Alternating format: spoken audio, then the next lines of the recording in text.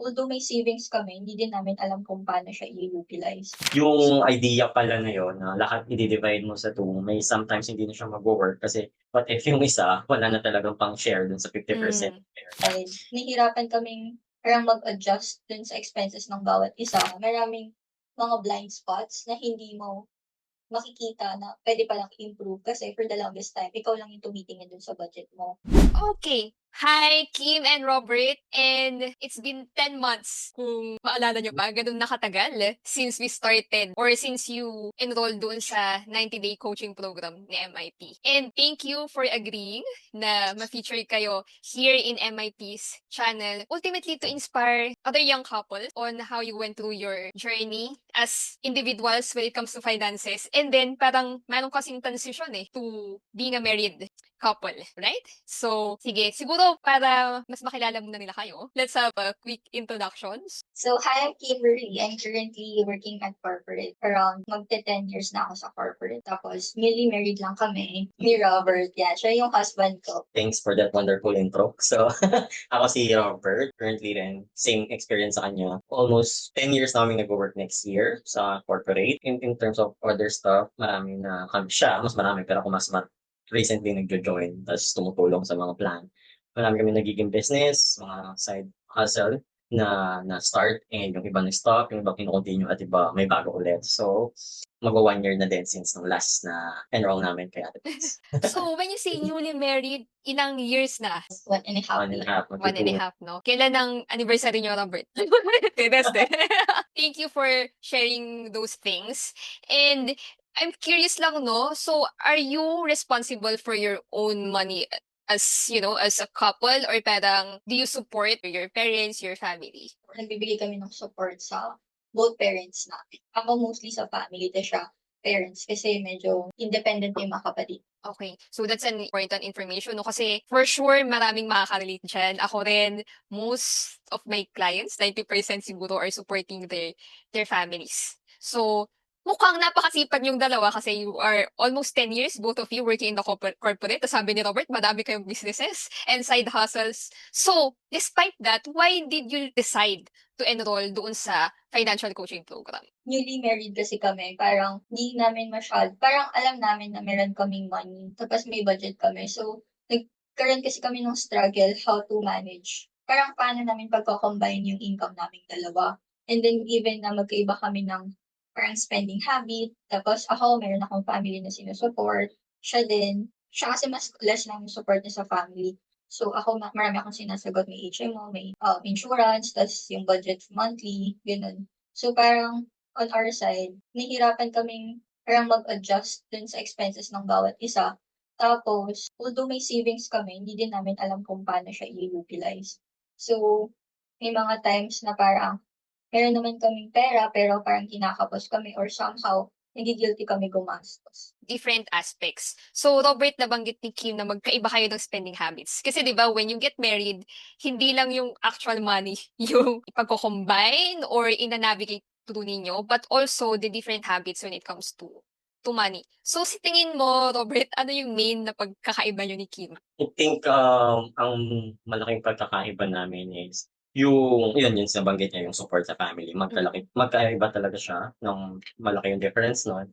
And yung sa spending habits talaga, magkaibang-magkaiba kami. Kasi ako, parang kaya ko talagang tumira sa bahay na parang yung kung ano lang yung kailangan mo, isang kutsara, isang tinidor. Hindi talaga bumibili ng kahit ano, parang caveman style yung living ko. Si Kim, gusto niya yung home talaga na kumpleto yung gamit. So, mas madalas talaga siyang bumibili ng mga necessary stuff, necessities sa bahay.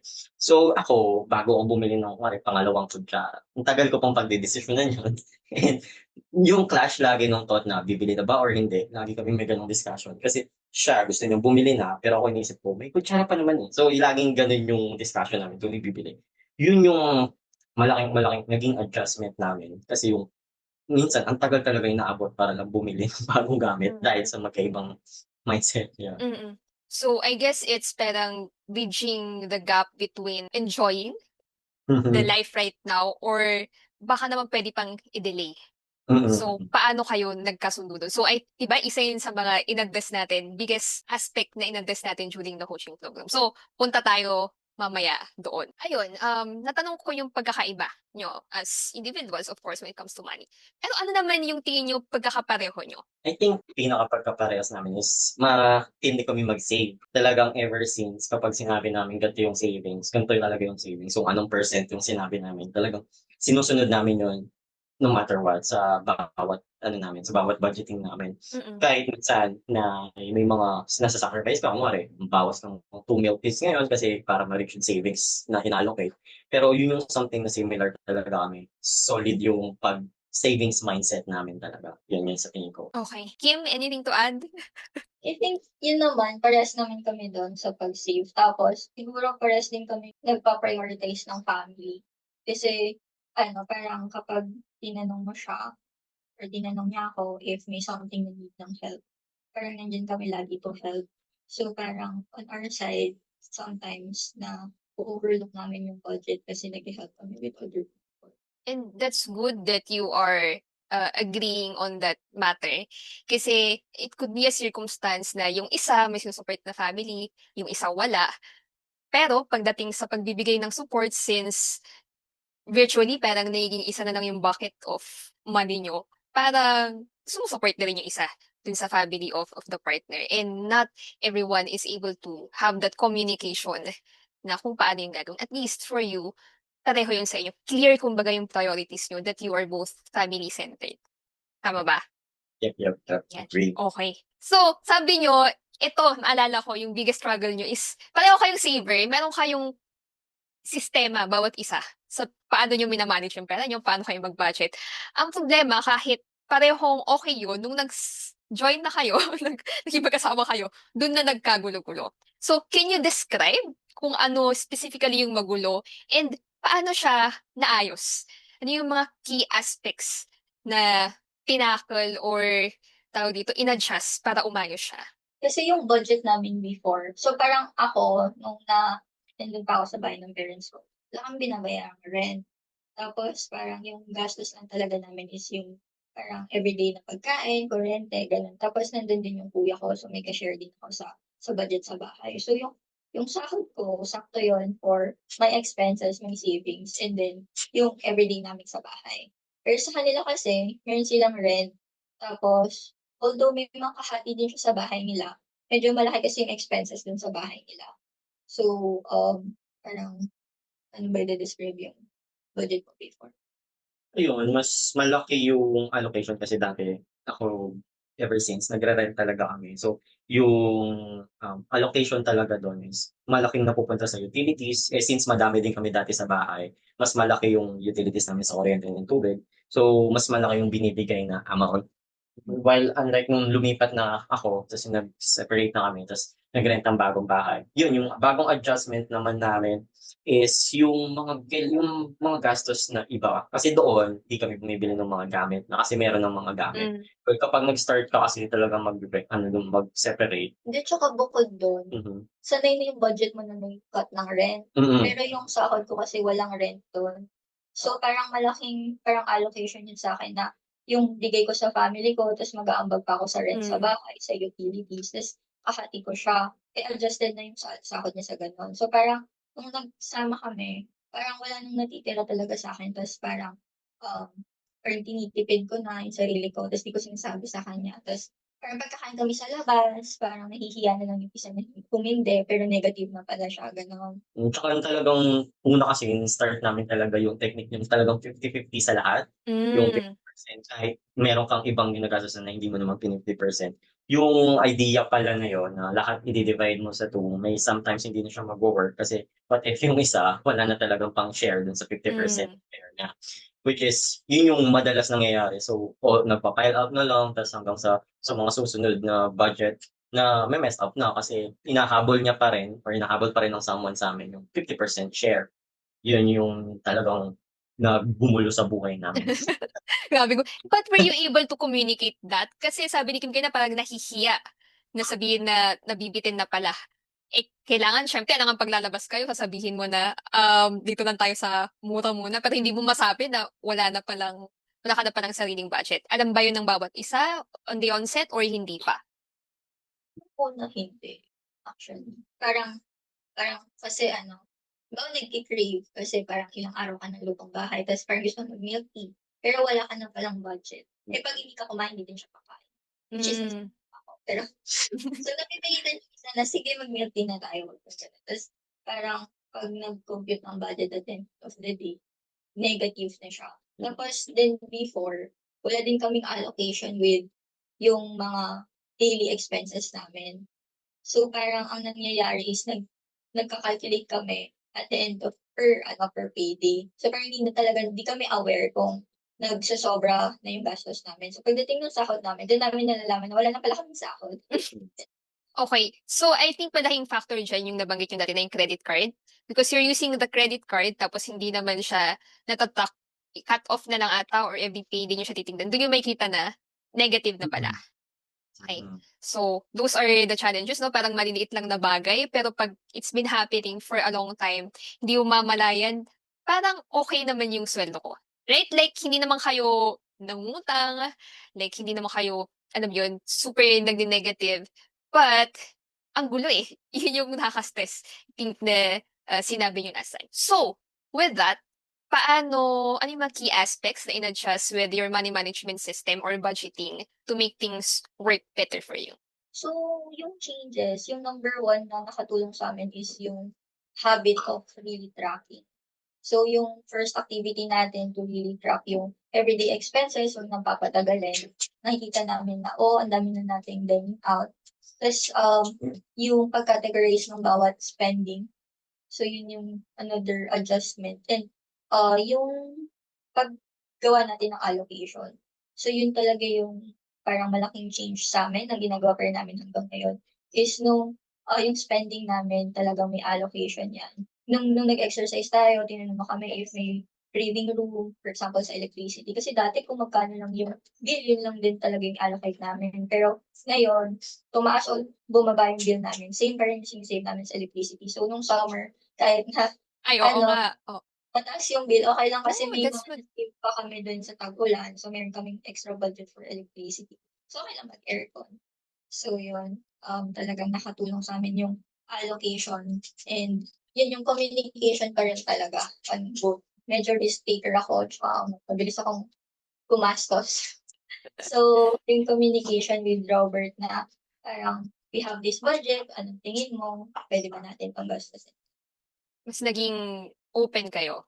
Kanina, you mentioned na si Robert sabi niya, okay lang kahit isang kutsara. Si Kim, kailangan kumpleto yung gamit sa bahay, maganda, ganyan. So, na-address ba yun nung bagong system, nung allocation na ginawa? Yun yung isa sa mga napansin kong changes kasi dati one of the reason kung bakit ayaw mo rin bilhin kasi hindi mo sure kung saan mo kukuhanin. So, para hindi mo isipin kung saan mo kukuhanin, wag na lang bumili or bilhin yung something na yun. After nung mga na-discuss natin noon, nagkaroon ng system kung saan na yung itong amount is allocated lang talaga para dun. So, ngayon everytime may bagong bibilhin, may bagong purchase, ang daling sabihin na, "Sige kuhanin mo na lang 'to dun sa fund natin." So, kumbaga hindi mo na iisipin kung saan kukuhanin kasi meron ng pagkukuhanan talaga. Yeah. Tapos hindi siya nakaka-guilty Mm. kasi alam mo na hindi mo nababawasan yung ibang goals mo, yung ibang allocation mo. So, parang may peace of mind ka na kahit gumastos ka ng gan'tong portion. Nakaka-guilty lang 'pag malaki na kasi kailangan mo talagang gastusin na, eh, kasi sayang. That's good and tawag dito, yun yung like yung sinasabi ko na okay siya kasi yung panggastos mo naghihintay na. Mm. Naghihintay ng gastusin kaya walang guilt. And also kung sakaling sabi mo Robert 'di ba, malaki yung kailangang bilhin, at least hindi na 100% yung ilalabas mo kasi siguro naka-save ka na ng at least 70% and you just have to shell out the 30% which is gano'n talaga. Wala namang perfect plan, 'di ba? Mm. But at least if you plan for 70% of the things, ano na lang naman yung 30%. Okey? Yun. So, ano ba yung mga naalala ko may mga nabili kayo, eh, during the program. Ano yung mga nabili niyo na dati hindi niyo mabili-bili? Yung sofa namin. So, yung ano namin, yung sala namin, meron lang kaming beach chair. So, 'pag meron kaming bisita, either aakyat kami sa taas, ta's dun kami sa kama uupo or wala kaming pinapapunta sa bahay. Kasi wala talaga kaming sofa. Tapos parang yung mindset kasi namin is tiisin na lang muna namin ta's saka na lang kami bibili kapag siguro sa'min na yung bahay or kapag kailangang-kailangan na talaga. Pero yun, so nung nagkaroon ng allocation, tas nagkaroon ng savings para dun sa house improvement, tas may nakita kaming sale na sofa, alam namin na, may budget tayo para bilhin 'to, tas okey naman. So yun, nakabili kami. Pwede nang pumunta sa bahay. Meron Puwede na ba akong bumisita? Puwede na bang tumanggap ng bisita? Parang sobrang simple lang niya, nakakatawa. Pero it's the decision kasi na parang, tawag dito, kung bibili ka ng sofa, hindi mo pa alam kung high-end ba na sofa or anong klaseng sofa yung bibilhin mo just because of the price. But at the same time, hindi mo din naman alam kung magkano yung kaya mong i-allocate dun. So, sobrang nadadagdagan pa yung decision points. In the end, hindi ka na lang bibili. Or sa inyo yun. Or the opposite, other people, sobrang mahal nung bibilhin, tas bahala na. Kayo naman on the extreme end, hindi na bumili. Okay? So, sige. We're talking about the practical things, no? Na parang, ganito yung ginawa sa budget, adjustments, and all. But when it comes to mindset, siguro, tingin nyo ano yung pinaka nag-change? Pwedeng magkaiba kayo or magkapareho kayo? For that, I think ang nag-iba sa mindset is yung mas looking forward ka na sa expenses. Like, I mean, dati, like, may expenses, ma-manage mo yung, ang tinitignan mo lang na expenses yung current, yung today. Hindi mo tinitignan yung future or hindi ka nag-expect. Ngayon, alam mo na agad, parang start pa lang ng year, and mga for early months ng year, alam mo na kung ano yung mga i-expect mong expenses for every month. So, parang yung eased ka na hindi mo na iniisip every day kung ano yung expenses. Kasi, naisip ko na yan 2 months ago, so ina-expect ko nang mangyayari yan. So, parang hindi ka na laging in shock or laging worrying kasi, ready na ako diyan dun sa part na yun, sa expense na yun. Yun yung I think sa'kin. So, yung stress level mo and Mm. parang anxiousness sa pagdating Mm. na expenses, nabawasan na. Mm. Expected mo na siya, eh, so yun. So exactly no, parang nabanggit mo planning ahead method, which is exactly the system that we're using at the PAM, no? Actually same lang naman sa kanya yung parang stress level or anxiety level, parang hindi na siya nakaka-bother pagdating sa usapang pera. Kasi 'pag nag-usap kami, laging tatanong lang is may allocation ba diyan or may budget ba diyan. So yung sa'kin lang yung difference niya lang is parang more on yung peace of mind ko. Kasi medyo risky kasi ako, so parang okay sa'kin mag-invest on different things. So, like ako talaga yung parang parang adventurous sa'min na parang i-invest ko ba yung pera ko somewhere else or mag-i-invest ba kami ng tool para sa side hustle namin, gano'n. So, yung pag-allocate namin ng gano'n, for example, yung, um, minsan yung personal allowance mo na lang, for example, kung gusto mong bawasan lang yun ng konti para meron kang pambili ng pang-i-invest mo sa ibang bagay. Kasi okay lang, kasi kung alam mo naman na may safety net ka na meron kang allocation sa iba't ibang bagay, which is dati hindi naman namin yun iniisip. Ang alam lang namin is savings lang. Yun lang talaga yung allocation namin, savings. Pero marami pa palang ibang allocations na puwedeng gawin. Yup, yup. So, when it comes to goals and investing, nabanggit niyo na rin. So, aside from, di ba, napag-usapan kasi natin more on the day-to-day expenses, short-term goals. So, eto, ano yung mga other medium to long-term goals that you were able to, tawag dito, to save up for or mapaghandaan nyo na? And kumusta na siya ngayon? Ano din ako, pinaka-curious, yung ginawa nating comprehensive financial plan. Ano ng status? Ayun, so for that, yung una is yung sa EDOC fund, yung future baby. So yun, na-start na namin siya, nag-save kami sa Pag-ibig MP2, yung lumabas din sa natin sa assessment. So, actually yung na-save namin dun parang almost good for 2 years na, kasi nag-earn kami ng extra bonus. And then, meron na din kaming allocation talaga for emergency fund na separate pa sa savings namin. Tapos, yung retirement fund namin, meron din kaming na-save. Pero since nag-aaral pa kami with different investment vehicle, inano muna namin siya or ininvest muna namin siya somewhere na mataas yung interest na mas, parang mas familiar kami. So, on our side, parang yung mindset namin is since dun sa assessment plan may definite na amount per year na dapat isi-save ka, tina-target namin yun tapos mina-match namin yun dun sa projected na like interest na dapat may earn namin for that year.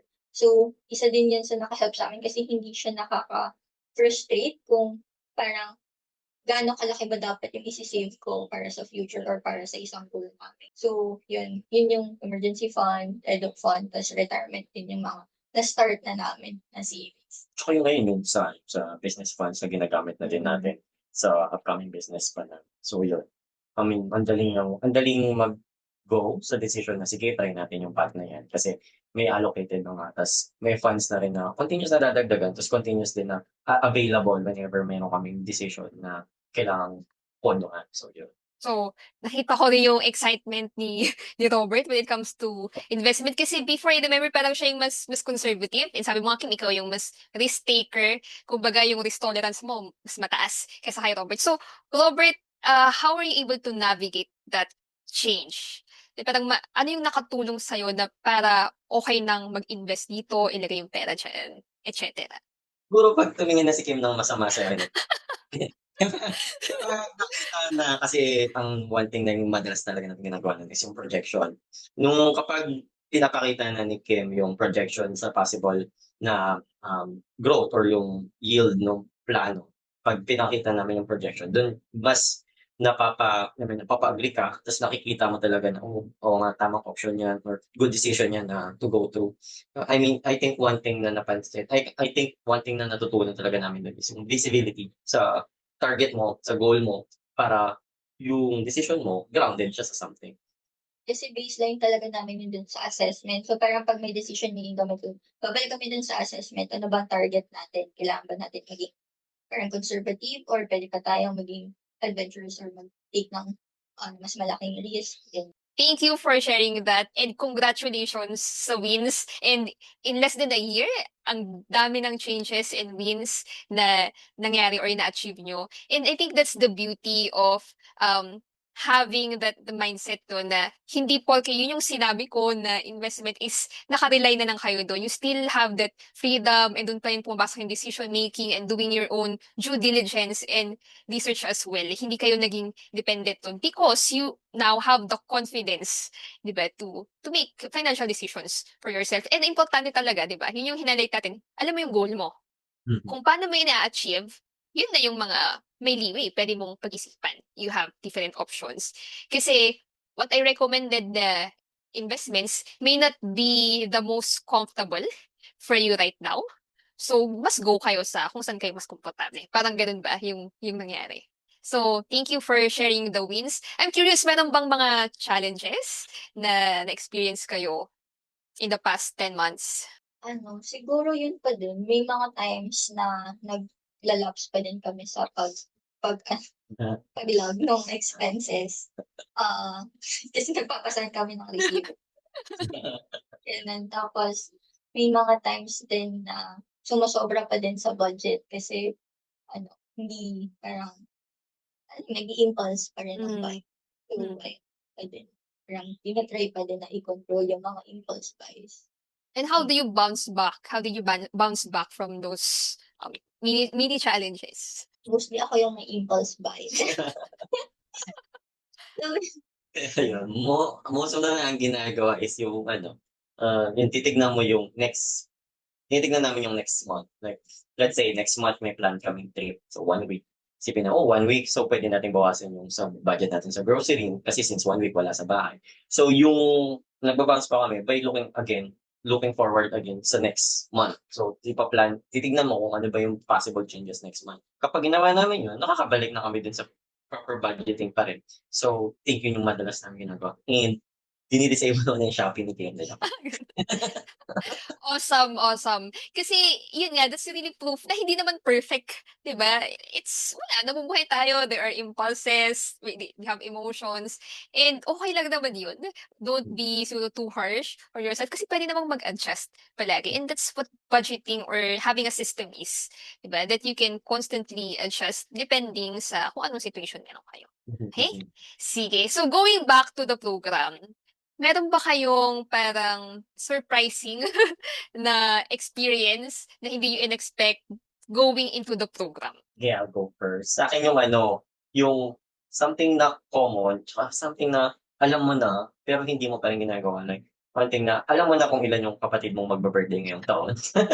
Alam mo na kung ilan yung magbi-birthday sa side ng partner mo. So, pero parang gulat ka pa din, "Uy, may gastos ngayong buwan." Kahit alam mo naman na may something talaga for that month. Yung something na gano'n is puwede mo palang ano yun na i-plan out na yun start of the year para kasi hindi naman nagbabago yung birthday nila. So, puwede mo palang i-expect na magbi-birthday siya that day. Kaya I think yun yung something na common na talagang hindi mo napapansin unless talagang may magsasabi or may realize sa'yo na, "Ay, oo nga 'no." So yun, yun something na na-shock ako kasi Mm. kaming may birthday sa'min pala. Nagulat ka 'no? Kumbaga, meron yung mga tini-treat natin as emergency, pero hindi naman talaga pala sila emergency. Puwede mo Oo, naman talagang paghandaan. yeah, Okay, Kim? Sa'kin yung na-surprise ako parang ang dami pala naming bank accounts ta's di naman pala namin ginagamit. So yung nung nag-ano tayo ng SALN, sobrang naguluhan ako kasi yung dami kong bank accounts ta's may mga credit cards ta's yung budget namin nililipat namin sa kung saan-saan. So ang gulo, ang hassle, nakapagod, nakatamad. So nung na-simplify yung budgeting system ta's nag-allocate kami ng accounts Mm. tapos purpose for that accounts, parang mas gumaan yung buhay namin talaga ta's hindi na gano'n nakakatamad mag-budget. Ayun talaga kasi parang hindi ko na parang alam ko lang marami akong accounts pero hindi ko alam na yung iba kong account 2,000 naman yung laman pero andiyan pa din sa 'di ba? Hindi ko gagamitin parang porket kasi nung nag-pandemic 'di ba maraming digital banks ta's may mga Hmm. 4%, 5% lahat yun parang pinagsasalihan ko tapos parang hindi ko naman na ginagamit ta's di ko napapansin na kalat-kalat na pala yung funds na. So ngayon ba, maayos na? Maayos na, actually yung iba pinagko-close ko. Ah, okay, okay. That's good. Thank you for sharing that. And yun, ang daming simpleng bagay mm. na hindi mo pala napapansin unless kasi sanay ka na, eh, na ikaw lang nakakita yun.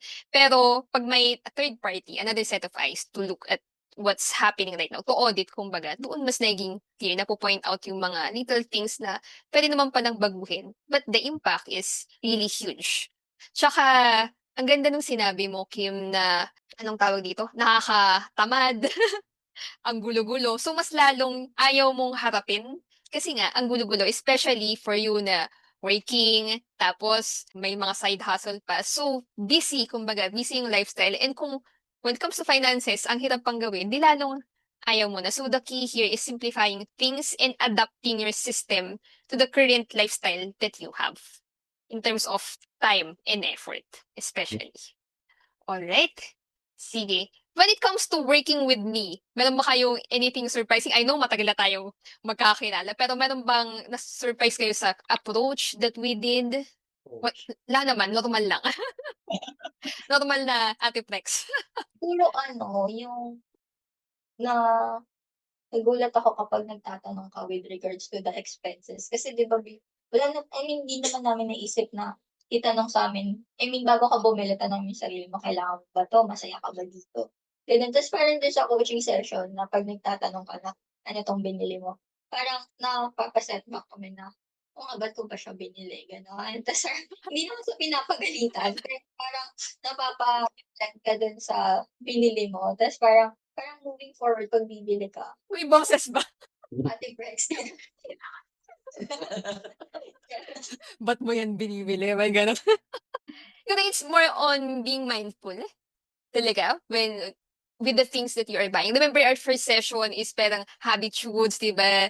Beliefs about money, your values on your values in life in general talaga. It really reflect dun sa things na binibili natin. So, in the end, pag binili mo yun, mura man yan or mahal, pag hindi yun aligned with your values, hindi ka pa rin masaya. So, pag-isipan mo na lang bago pa, 'di ba, umaskas.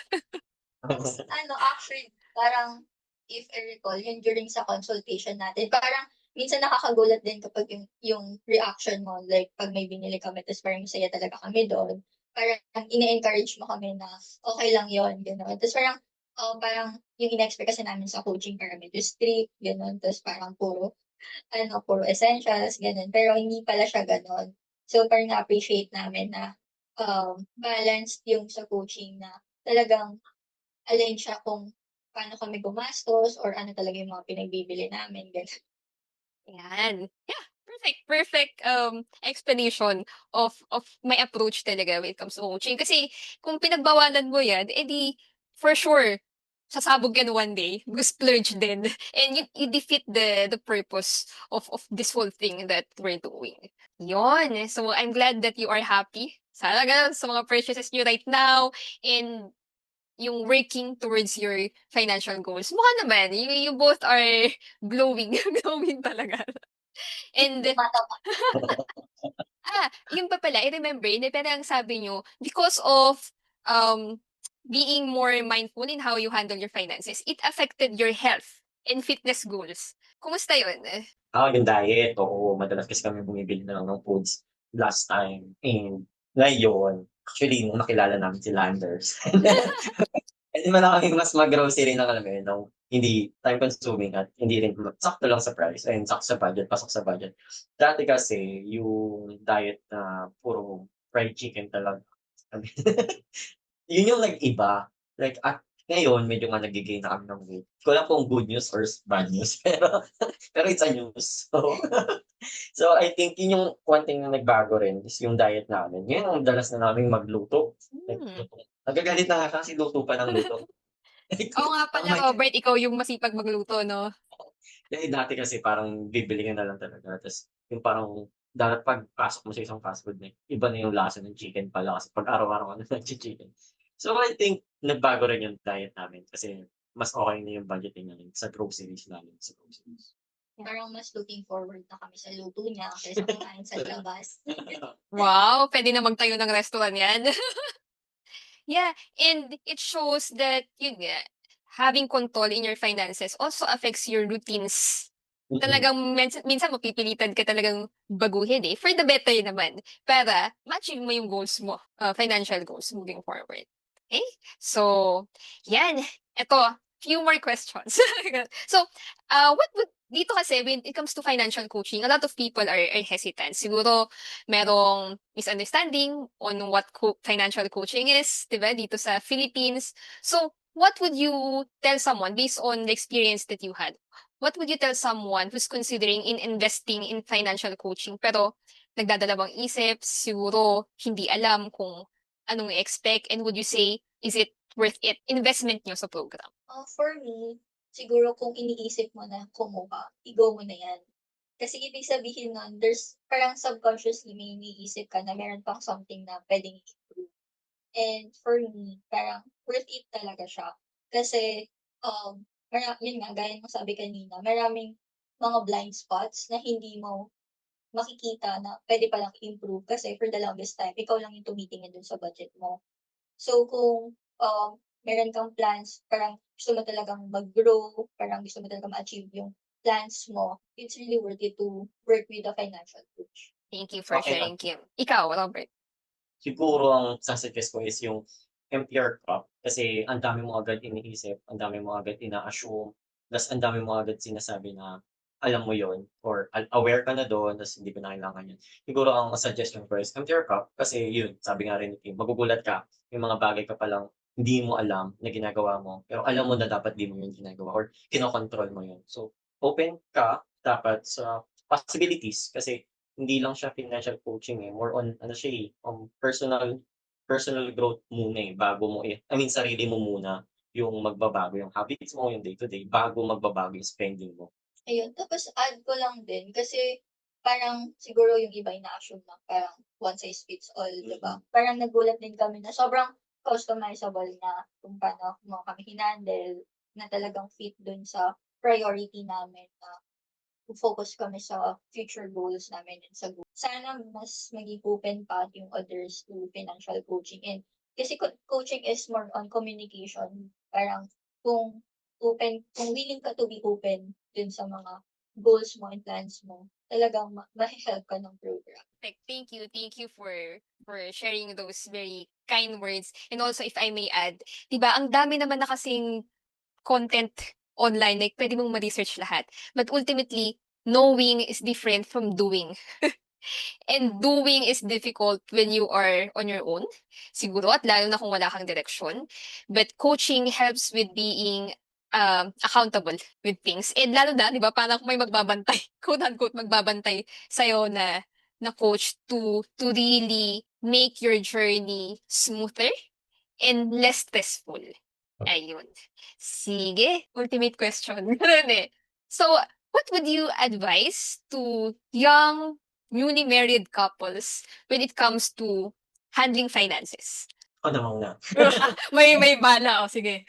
Yeah, magkaiba yung pagma-manage ng sarili mo lang sa 'pag may kasama ka na. Kasi hindi siya parehas. Akala mo na ibibigay mo lang yung share mo tapos na, hindi, dapat pag-usapan talaga siya at malaking-malaking difference yun dun sa bachelor days mo pa na finances mo lang yung problem mo. Kasi this time may additional lang kailangan i-consider and yun, kailangan talaga siyang pag-usapan. So, thank you. Tas for me naman, siguro bukod dun sa communication, need niyo talaga parang sinasabi naman talaga 'to ng karamihan, pero it's really important to find a partner that supports you.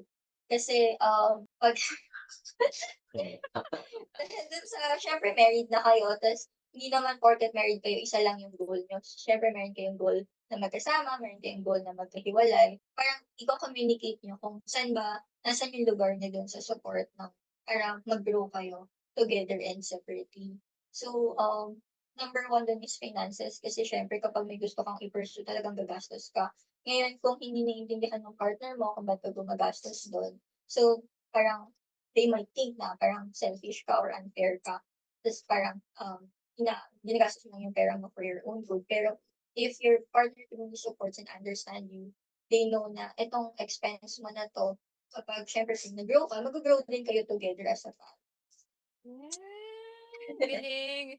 So, congratulations and I'm happy for you two for finding each other na yun nga sinusuportahan yung goals ng bawat isa, not just when it comes to the tawag dito, the good times, but also the challenging times. And yun, siguro isa talagang aspect yun na kailangan i-consider no before you commit into a lifelong partnership kung paano kayo mag-handle ng pera. And kung medyo shaky sa part na yun, maybe there's a way. And ultimately, that would be communication talaga and openness. Alright. So, again, thank you and congratulations. I'm looking forward to hearing more updates from you. And as you know, isang chat lang, isang chat away lang naman ako. And yeah, um, so thank you for those who watched the journey of Kim and Robert. And if you think you need this kind of guidance and accountability, eh, so feel free to reach out to me for an assessment regarding financial coaching. Yun lang. Thank you.